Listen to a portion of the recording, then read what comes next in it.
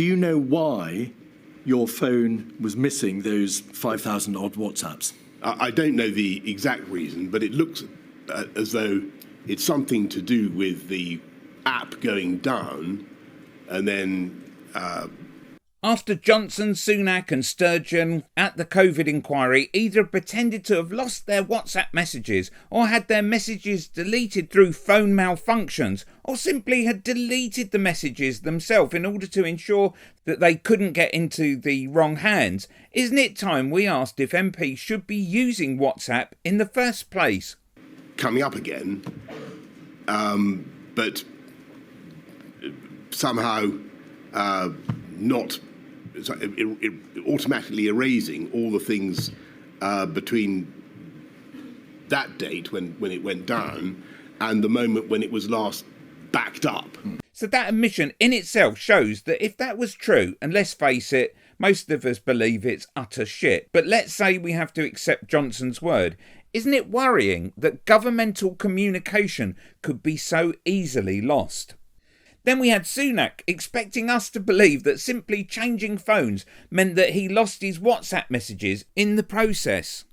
You don't now have access to any of the WhatsApps that you did send during the time of the crisis, do you? No, I don't. I've changed my phone multiple times over the past few years, and as that has happened, the messages have not come across. As you said, I'm not a prolific user of WhatsApp in the first instance. So shouldn't ministers be trained in using WhatsApp?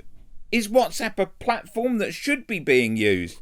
There's even an analysis by the rated highly transparent think tank, the Institute for Government, that recommends how WhatsApp should be used.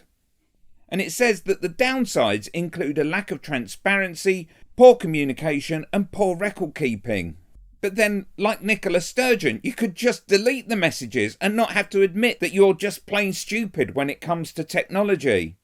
The advice I'd always been given since my first day in government probably was not to retain conversations like that on a phone that could be lost or stolen and therefore not secure. But did you delete them? Yes. How can we hope for any form of accountability when idiots like Johnson can act like he doesn't even know what a factory reset is?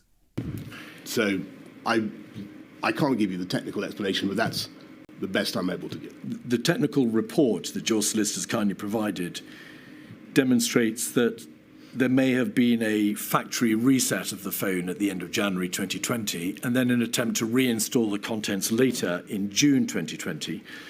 May I just ask you this? Was it you, if that was a factory reset that was done, was it you that tried to reset the phone or not? The factory reset? There is a device or a capability on the phone which allows its contents to be entirely reset.